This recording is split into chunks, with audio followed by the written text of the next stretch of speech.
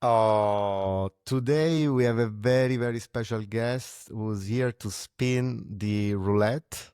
Everyone wants to come to the casino. I don't know why. It's gonna be a lot of fun. Also today, where we have Michele Attisani will tell us more about who he is, what he does, and we'll know him better once he spins. And there's gonna be a topic that will come up. We're gonna talk about that topic completely unscripted for 15 minutes to know the person behind the entrepreneur. Mick, it's a fantastic pleasure to see you again after so many years. Can you tell us who you are, what you do, why you're here? Do you like to gamble? Yeah, a little bit. And thanks for having me, first of all. I'm very excited to be, playing with the roulette here. But yeah, I can give you a bit of background on myself. I'm Michele Tisani. I'm Italian originally. I was born and raised in Milano. I started my career in a traditional corporate environment, working on for an asset management firm. And then Mhm. ultimately, 2011, I decided to make a big change in my life. I quit my job and I co-founded a tech company called The Face It, which is effectively a social network for competitive gamers and esports. It's been a very interesting ride. It was almost 14 years ago when we got together to start this. And yeah, we went through a lot of different phases. We have to bootstrap the company at the beginning. We raised about $30 million in venture capital after we got to a bit of an inflection point in terms of consumer adoption. And then in 2020, we were by far the largest player globally with over 30 million users when COVID hit. And at that point, we became very profitable, and all our metrics skyrocketed. So we saw an opportunity to start working on a consolidation process and the roll up of the esports industry. Originally, we were thinking about potentially taking the company public, but then as we ran this process alongside another company called ESL, which is Mhm. the largest content producer, event organizer in esports globally, we got many offers from different investors, and ultimately decided to go with one from PIF, the sovereign wealth fund of Saudi Arabia, which acquired ESL and Faceit together for 1.5 billion in January Wow, 22. incredible. So yeah, achieved the mythical exit for us entrepreneurs, right? Yes. Um, After that, stayed a bit longer with the company, another couple of years to execute on the roll up, and then finally, a couple of months ago, I transitioned to a non-executive role. Now I'm predominantly focused on investing and working with entrepreneurs. I've been very active as an angel investor. I have over 70 companies in portfolio.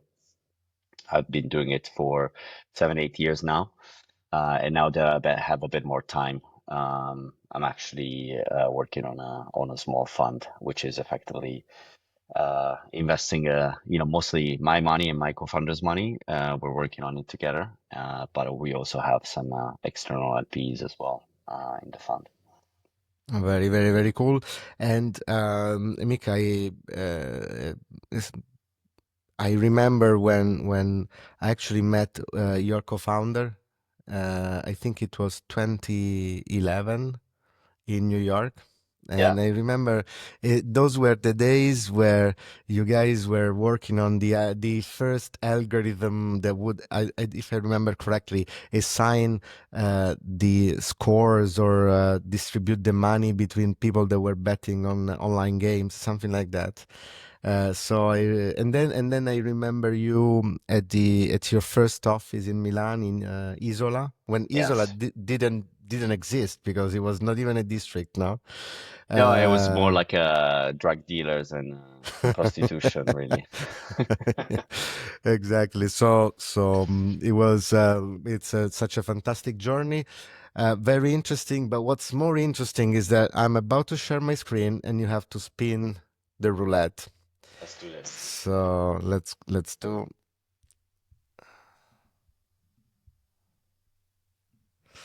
Okay. Now you see the infamous roulette. It's up to you. You have to tell me, you have to say spin and stop whenever you like. Okay, spin. Oh, that's moving fast. Stop. Ah, this is Oh, fantastic. wow. You understand already, right? Yes. But okay, but as part of the game, um, I usually explain. I start by explaining why I put this in there in first place.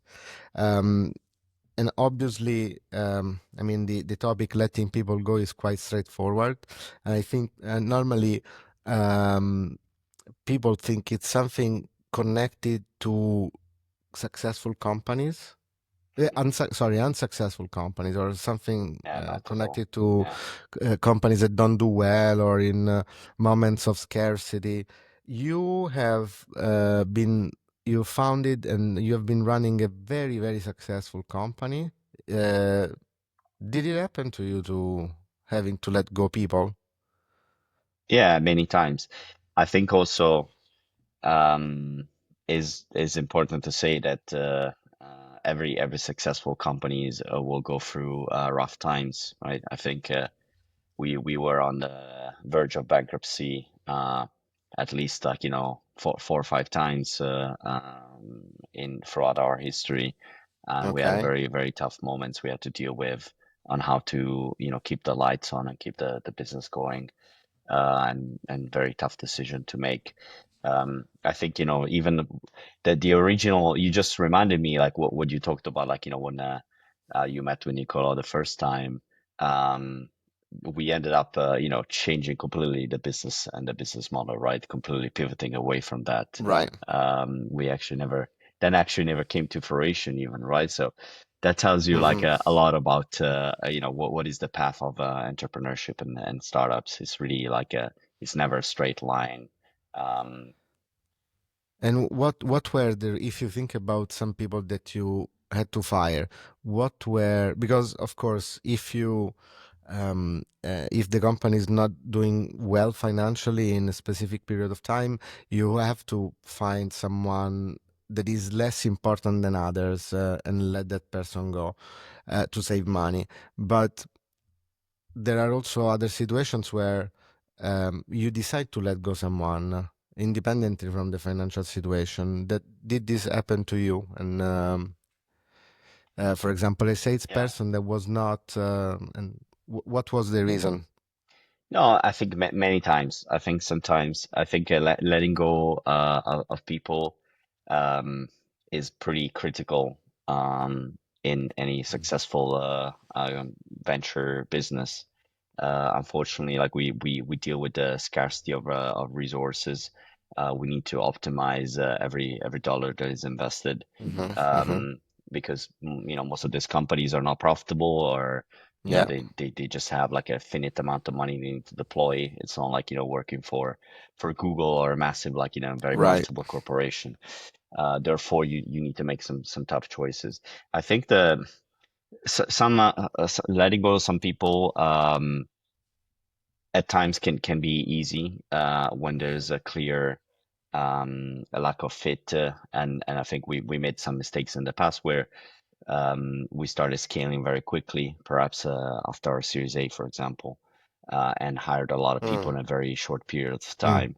What we realized That's is, quite common. That's quite common now. yeah, When your investors ask you to speed up and you need to accelerate, you end up not hiring just the people that you need. yeah, yeah, exactly. And we did a bit of that mistake. I think we um, move very quickly, and often we're less deliberate at the time about selecting people Hmm. that would fit with the culture of the company. So what we realized is that maybe we're hiring people that had a phenomenal skill set and background, but they were not a good fit with our Hmm. culture, and therefore they were not working.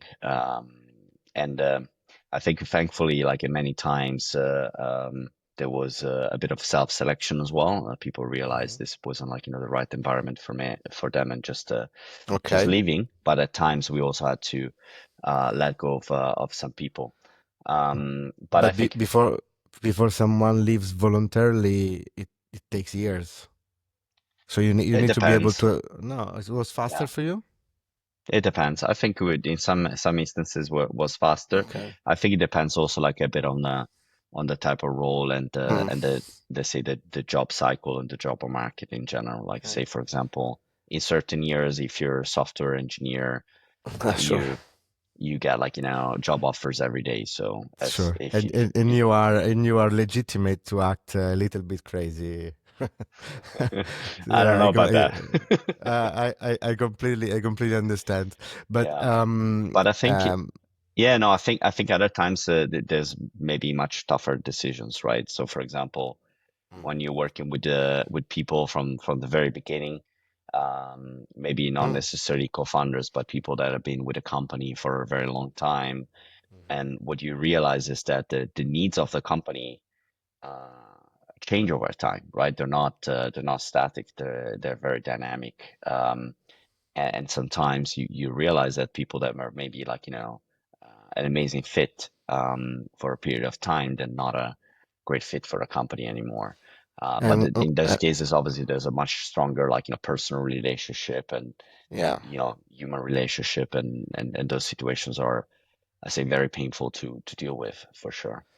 And that happened also to me. And what I was expecting as a founder is that the people that I knew for very long, they they understand. I mean, I'm pretty sure that they also felt inside that they were not a fit anymore, and then Yeah, they should have looked for alternatives, but they didn't.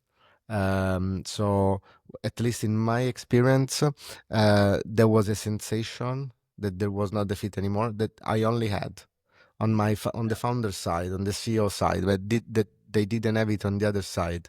And I think it's very different, but somehow similar in the results.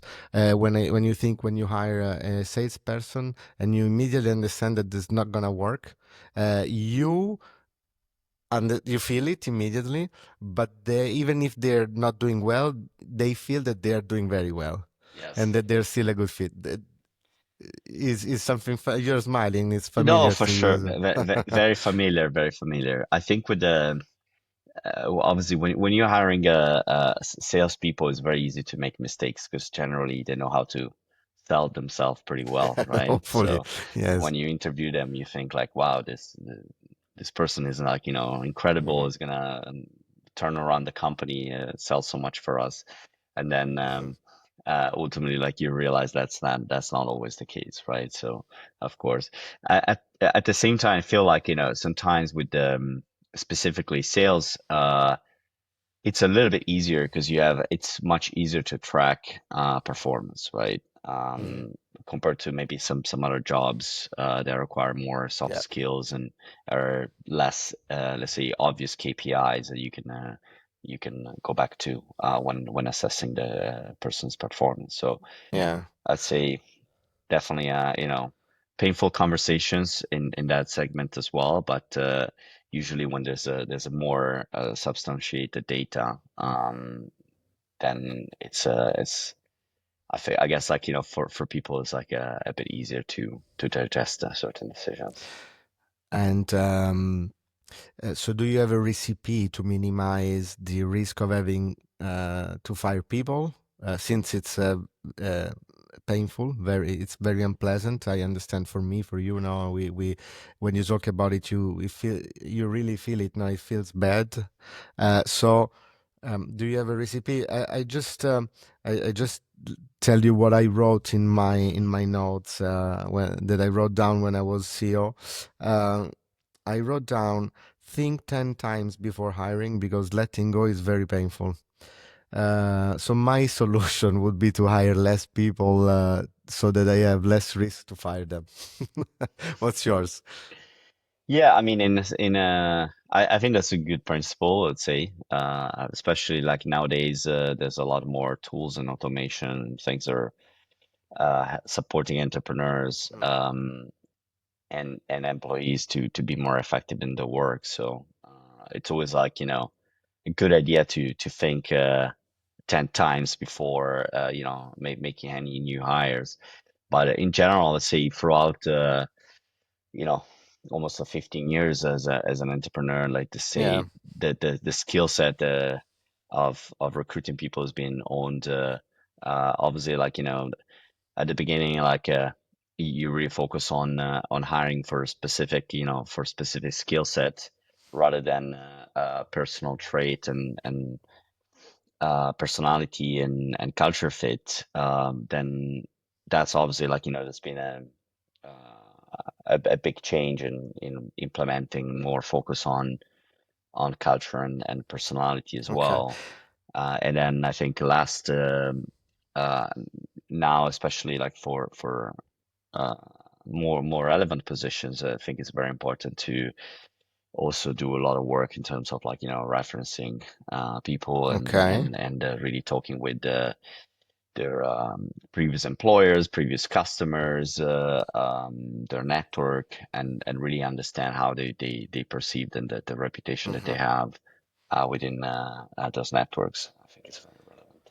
And I'm curious. It was a topic we discussed another time with another guest, and it was when so I'm sure that when you there were some people that you hired or that you were in the hiring process to let's say to select them, and you had inside yourself the feeling that that was not the right person. Did you end up hiring that person anyway? It happens. It happened a couple of times, and I would say And were the you ones, right? yeah, we ended up Okay. it ended up pretty horribly actually in a couple of Okay. occasions. Yeah, Okay. but Yeah. yeah, and sometimes everything was positive, right? Hmm. Like some cases like even some senior, like very senior hires where they go through like interviews with founders, with everyone in the executive team, maybe even with some board members, and everyone says like, yes, this is the right person. But then you have those like tiny red flags that tell you like, oh, I don't know, maybe there's something a little bit off, but everyone says yes, so we should just move forward. And then unfortunately, like those red flags prove to be true. One of those things one of those points that I wrote down is if you have the sensation that someone is not right, most probably is not right.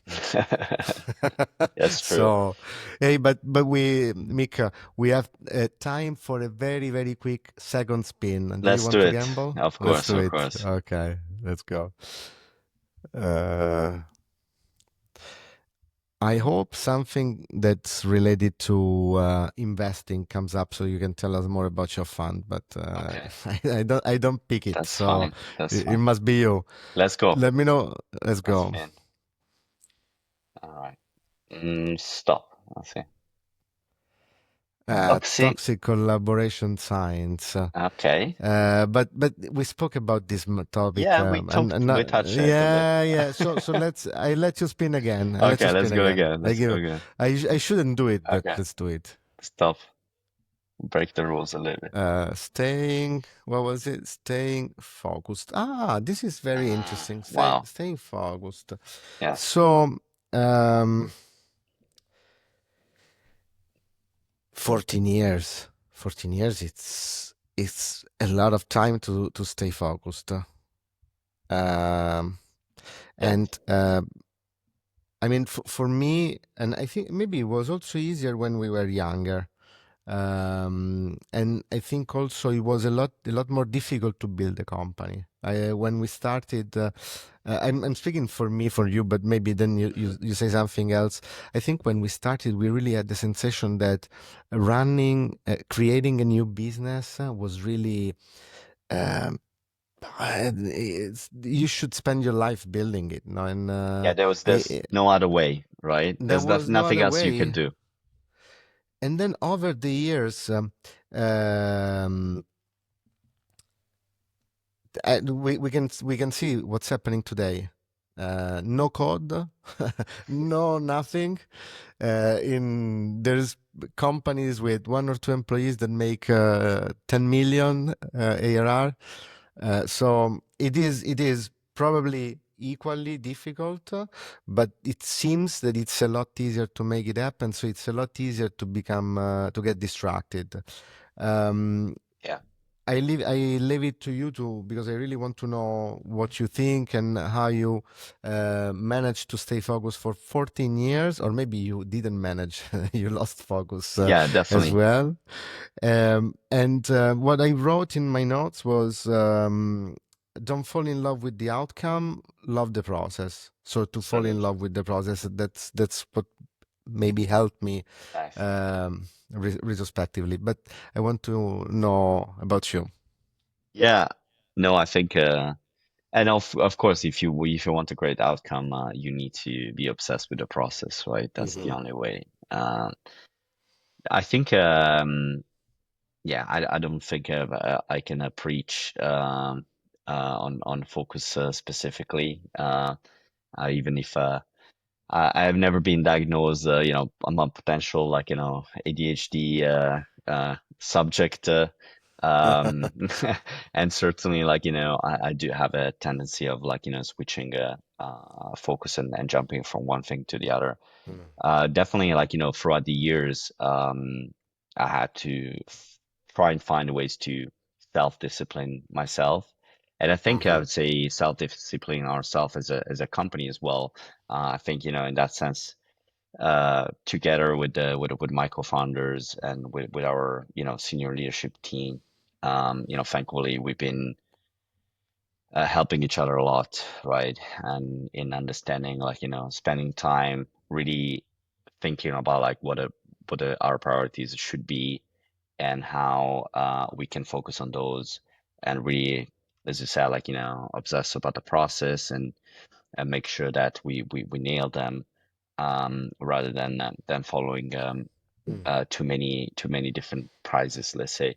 I think we did like, that mistake many times, and I think it's very common, Okay. especially for young entrepreneurs when you see so many opportunities, um, especially as you're starting up and you see, perhaps like, some big companies that are interested in your product, but they just want you to be a bit different, right? And all of a sudden, like, you want to say yes because you want to go Mm. after, that opportunity, and then you realize you just said yes to, 50 different direction, and all of a sudden, like, they're pulling your product and your company completely apart into True. pieces, right? True. So I think it's a very common mistake, and it's hard to keep that level of focus on what really makes sense strategically, and builds like real value for for customers, for the company, and real Mhm. long term like growth and sustainability.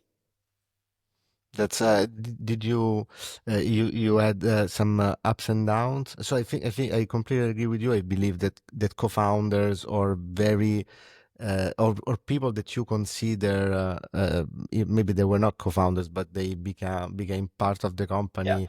They really they are your I think it's called accountability partner. So yeah. you help each other keep focus for very long periods of time. Um, and did it happen that someone that you were expecting to be always focused and that would never leave the company, instead they did leave the company and they decided to go do something else? Not in that super immediate tight circle, I would say. Okay, okay, Um, that's very cool. Maybe yeah. maybe this is a secret of your success. Oh, That for in the sure. end you managed to have a group of how many? I Four, mean, it's five, it's six it's people. yeah, exactly. It's like three co-founders plus a couple of like you could say, extended co-founding team in a way. Yeah, it's I've been talking for quite some time with a person that um uh, uh went public at Nasdaq, Mhm. and trying to understand how he would make his company so successful. And I recognize the same pattern when you very successful companies that go to 100 million ARR and beyond, they always have a enlarged team that they almost consider the co-founders, even if maybe they joined 10 years after the foundation. And Interesting.